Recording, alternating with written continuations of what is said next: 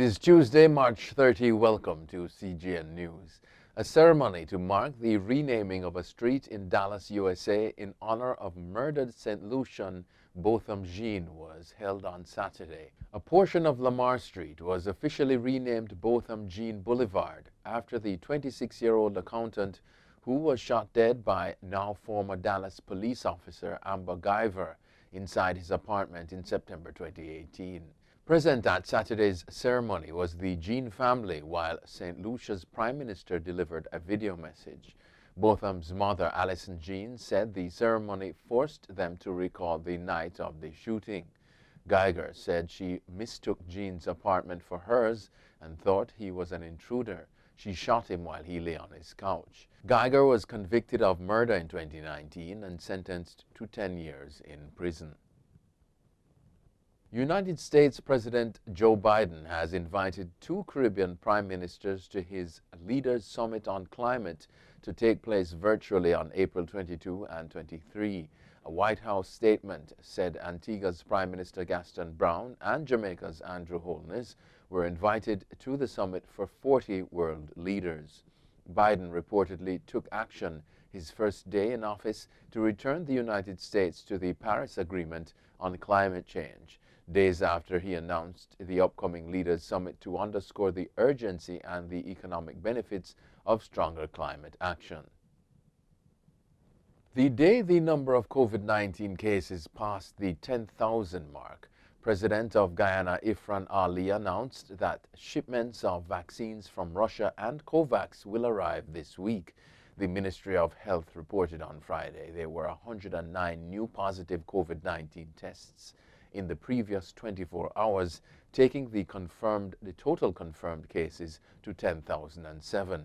President Ali said the country would receive 24,000 doses of the Oxford AstraZeneca vaccine through COVAX on Monday and 200,000 doses of the Sputnik V vaccine from Russia on Tuesday. The COVAX-supplied vaccine will be free, but the jabs from Russia will cost government $3.8 million.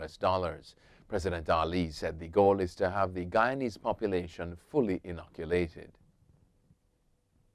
A fugitive Italian gangster's urge to show off his cooking skills has landed him in jail after 7 years on the run. Italian police tracked down Mark Biart, 53, through the culinary videos he had uploaded to YouTube. While he carefully hid his face, he failed to disguise his body tattoos. The alleged member of the 'Ndrangheta crime gang was arrested in the Dominican Republic last Wednesday and has now been extradited back to Italy. Biart had reportedly been leading a quiet life in the town of Boca Chica, where there is a large Italian expatriate community, police said in a statement. He had been on the run since 2014. Guatemalan President Alejandro Giammattei decreed a state of prevention Monday along the country's border with Honduras amid reports of a new migrant caravan. The decree will be in effect for 2 weeks in the 5 Guatemalan provinces along the border with Honduras. The government justified the restriction in a statement saying groups of people could put at risk the life, liberty, security, health and development of Guatemalans. Guatemala issued a decree in January to stymie a previous caravan, saying it represented a public health risk amid the coronavirus pandemic. Several caravans of mainly Honduran migrants have tried to cross Guatemala and Mexico to reach the United States border, though none has succeeded since 2019. A witness has told of the last harrowing minutes of George Floyd's life on the opening day of the trial of Derek Chauvin, the white American policeman accused of killing him. Donald Williams III, a witness for the prosecution, said Mr. Floyd was, quote, slowly fading away, end quote, during the 9 minutes Chauvin kneeled on his back and neck. Chauvin's lawyer argued his use of force was, quote, unattractive but necessary, end quote. This trial is being seen by many as a pivotal moment in U.S. race relations. The May 2020 incident in which Chauvin was captured on video kneeling on the neck of Floyd, a black man in the city of Minneapolis, sparked protests in the U.S. and across the world against police brutality and racism. Former Arsenal and France striker Thierry Henry said that enough was enough and he had to make a stand against racism on social media. The 43-year-old said last week he was removing himself from social media because of racism and bullying across platforms. He told BBC's Newsnight program on Monday the problem was too toxic to ignore.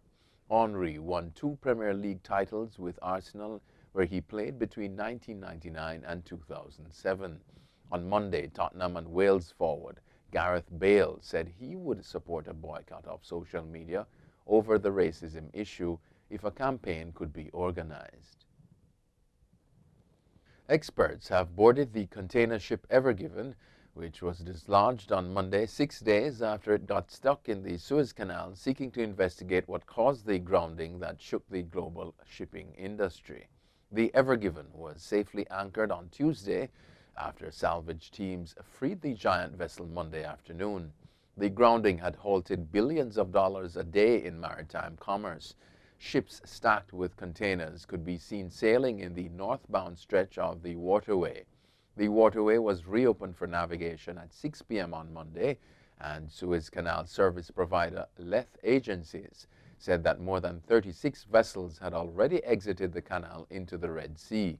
As of Tuesday morning, more than 300 vessels were waiting on permission to continue sailing to their destinations.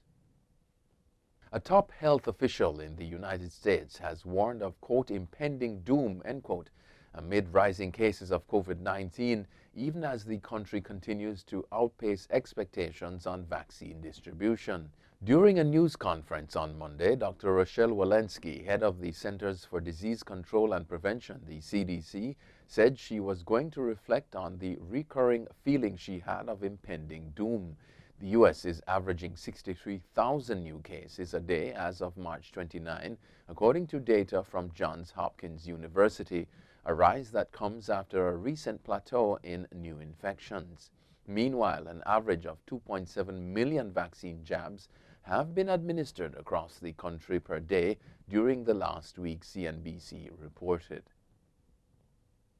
And finally, Nike is suing Brooklyn art collective MSCHF Mischief over a controversial pair of Satan shoes that contain a drop of real human blood in the soles. The $1,018 trainers, which feature an inverted cross and the words Luke 10:18, were made using modified Nike Air Max 97s.